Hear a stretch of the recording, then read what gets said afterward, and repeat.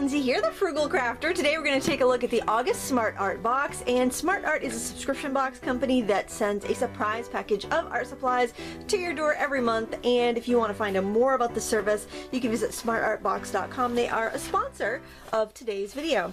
So every box has a brochure with a description of the supplies that comes with it, and also a sample project, so you can hit the ground running with something to do.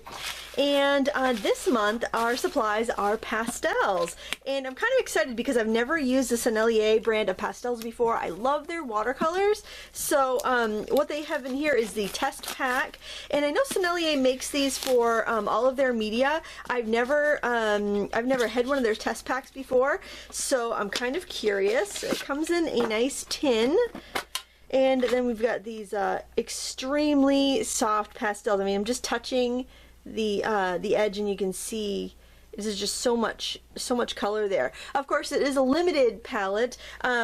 These boxes cost about $50 a month. They're a little cheaper if you subscribe to a monthly, multi-month plan. So, you know, they obviously can't send you a big set if the box is $50 a month. So I'm excited to try these because I haven't used this brand before. We also have some blending stumps here. We've got the felt paper stumps and also the rolled paper stumps, and these are handy for all sorts of dry media. A Factus black eraser. We've got a pad of black drawing paper by Koh-i-Noor, and you can actually take these out and then pop them back in the pad. This paper's a little thin, so I'm not sure how well I'll like it. It's also quite smooth too for pastel, so I'm not sure on this paper for this medium. However, there are Crescent illustration boards in here too, which are kind of like their matte board if you're familiar with that. So I gotta be careful, my fingers are kind of dirty. It looks like I got a little smudge on the outside panel here, but it's some cream illustration boards, which I'll probably work on in a minute. So that's what comes in this month's art box. This is kind of exciting. I'm really pleased to see a nice fine artist quality materials such as Sennelier, and I'm looking forward to trying these for the first time. So without further ado, let's get to the project. Now, I have to admit I was completely stumped as to what I was going to paint with this, because having dry media, you don't have as much of a blending opportunity as you do with wet media. If this was 6 tubes of paint, it would be a lot easier to blend and mix than with a dry media like pastel. So I found this photo of a Jack in the Pulpit from my woods behind my house that I took a couple of years ago, and I thought that would be a really nice subject to paint because there isn't a lot of colors, and if I do end up mixing for other colors, the colors aren't very vibrant. So sometimes when you mix, you lower the saturation of the color each time you mix. So I wanted to make sure I had something that would work with the limited amount of colors. So I started off sketching with that kind of phthalo green color, and now I'm kind of filling in some areas with my yellow. They call this Naples yellow, but boy, it's a really bright yellow. I wouldn't call it Naples. And now I'm toning that down with some white. And basically what I'm doing is I'm looking at my reference photo and I'm saying, okay, how can I mix these colors as accurately as possible? So I'm going back with a little bit of green here, and I'm keeping I'm keeping in mind the direction of the stripes and the striations in the plan as I'm sketching and coloring here. That's why I'm using like those up and down strokes on the stem, and you'll see in a moment as I'm starting to put the stripes on the inside part of the flower, I'm trying to keep with that same the same shape I'm seeing from my photo. I realize my photo is quite small on camera there. You can see how I'm getting those stripes in there with the stick of pastel. I wish I had a brown. I don't have a brown, so that's why I'm going in with the red. I'll be overlaying a little bit of green to try to make my own brown, and probably a little bit of yellow after that.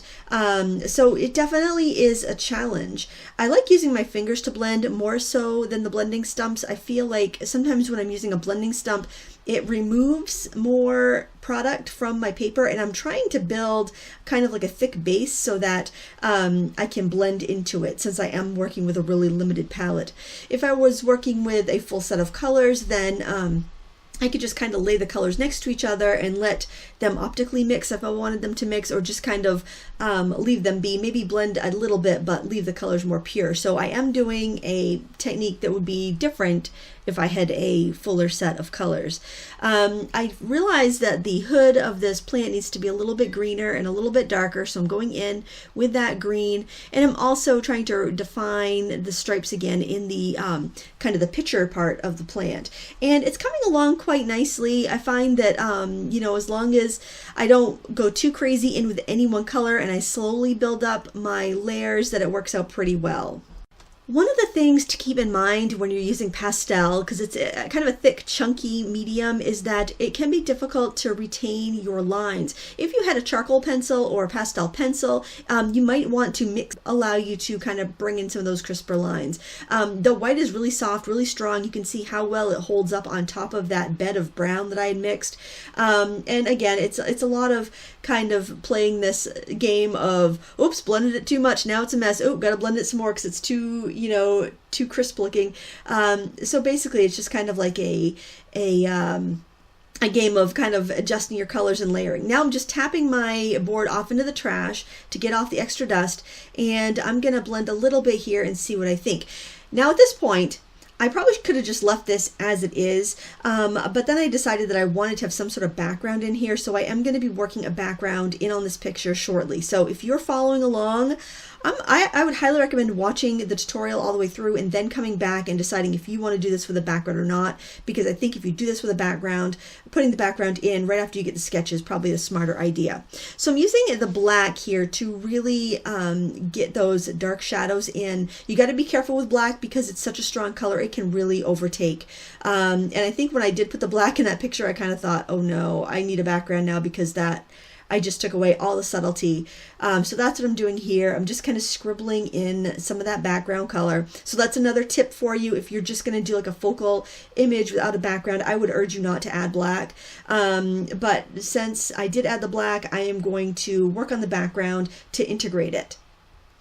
There are many stages in the painting process where you just take a leap of faith, and that's what this background is. I knew I really needed the contrast in the background, so I knew I was going to need some black, and that's what I'm doing here, adding in patches of black, kind of in an S shape composition, because I think that's going to really help draw the eye through the painting and also accentuate the flower. So I used a blending stump dry. It didn't really blend that well. I used it with some water. That really didn't work that great either. So then I grabbed a hog. This is a synthetic hog paintbrush. You could use any stiff, you know, paintbrush you have, and I just dipped that in the water, and I'm using that to liquefy my paint. So that's a really great technique. You want to do that on a thicker paper, a matte board, illustration board, watercolor paper, something like that. But using your pastels like a watercolor is really a great way to kind of put a background in that's not going to want to smudge off too much, because you end up putting a really thin layer of color. Since these are artist grade pastels, they are loaded with pigment. It's basically the difference between an artist grade pastel and like a student grade pastel. With an artist grade pastel, you pretty much have pigment and binder, maybe just enough of a filler to keep it together, but it's generally pure pigment. So it's kind of like a watercolor in that fashion. There may be a little bit of clay to it to make it soft, but it's generally a very pure form of pigment. So it works really great with this watercolor technique, and I find when I wet it with watercolor, it almost fixes it a bit to the background. You could rub it with your finger and get some of that pigment off, but it's not as much as if you rubbed like just like drawing a line of pastel on your paper and then rubbing that with your finger. A lot more is going to come off. It really helps it bond to the paper. So I'm just kind of adjusting my values by adding more pigment, blending it out a little bit more. I dried it here off camera, and now I'm going in with another layer of black, because it's kind of like watercolor in the fact that it's going to be a little bit lighter once it's dry. So if you're familiar with using watercolor, it's you're going to be very familiar with that technique. So now I am just dry blending this black that I'm adding with my finger. I'm almost giving it kind of like a drop shadow to pull it away from the background, but because like I said, when I went in and added black to that Jack in the Pulpit flower, I kind of realized, oh, I need a background now, because I just completely messed up the whole value scale of the painting. So now I'm really getting that flower to pop against the background. I felt like I needed a little bit more shadow somewhere else, so it just wasn't like the flower was in a black hole, and that's why I added that in the corner. Now I'm spraying the whole thing with hairspray. You could use fixative, but this is not anything to write home about. I'm not gonna, frame this or anything, so hairspray it is. And I'm just drying it really quickly so that I can work on top of it. You could also use a workable fixative for this if you're concerned about your artwork lasting, and it's a really great important piece. You go ahead and do that. Honestly, I haven't had any problem with using hairspray, the really cheap hairspray on my work. And you want the cheaper stuff because it doesn't contain all of the silicones and things that the more expensive hairsprays do. So ironically, the cheapest hairspray you can find is going to be much more like an art grade fixative, which sounds funny. The big difference, I think, between the artist grade and the cheap hairspray would be the sprayer quality, like how thin of a mist you're going to get, how fine of a mist, rather. And now I'm adjusting my colors. I did the yellow, the white, put some yellow on top, adding a little bit of green. Probably I could have stopped this about 2 steps ago and just left it be, but I do like to go back in with my lights after I use a fixative, because a fixative, the downside to a fixative is that it does darken your colors slightly. I think it almost makes your lights disappear. So that's just the main drawback for me. That's why I don't use a fixative very much, is because it changes my colors and then I have to go back in and adjust afterwards.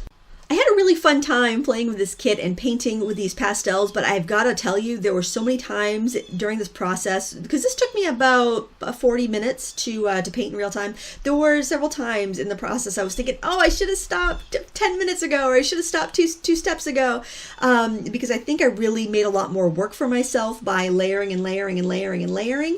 But on the other hand, it also does add quite a bit of depth as you blend those colors, and you just tweak and adjust until you get it just right. I'm not sure that the blue worked in this picture at all, but because I only had 6 colors, I was really trying to exploit every color I had, because it is such a limited palette. 6 colors is nothing if you're doing like oils or watercolor or acrylics or any sort of paint that you can, mix by mixing with a brush, any wet media, I should say. But when you're working with pastels or colored pencil, it's really beneficial to have more colors at your disposal. So that would be probably my advice if you're going to purchase pastels or you're going to purchase colored pencils that are not water soluble like the regular colored pencils, is that you purchase a set that has a significant amount of colors so that you can be more free to create what your imagination holds, because you're just more limited with your mixing options when you're working with a dry media. But that said, I mean, you totally can work with a limited palette. You could work with one black pastel and create beautiful grayscale artwork. But if you're trying to do a colored piece, it's definitely helpful to have some more colors here.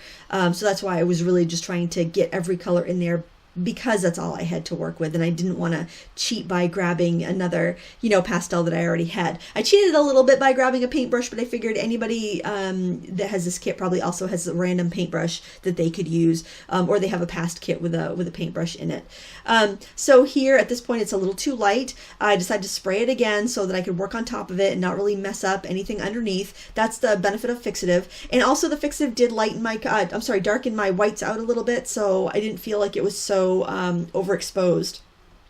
I like that pop of red in the middle. That brown that's in the center in those stripes of the Jack in the Pulpit is definitely like a brown burgundy color, so the red is the closest that I had. And now I'm putting some final touches on the stamen in the center, using black, using some white as a highlight, just anything that's going to pull it out of the center of that flower.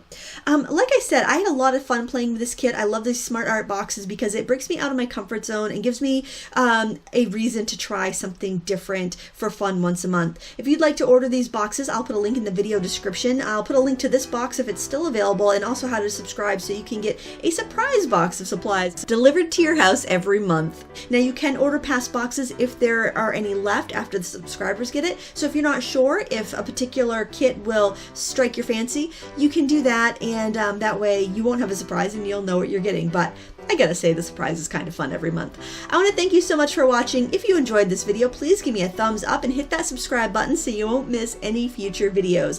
Thank you so much for watching. Until next time, happy crafting.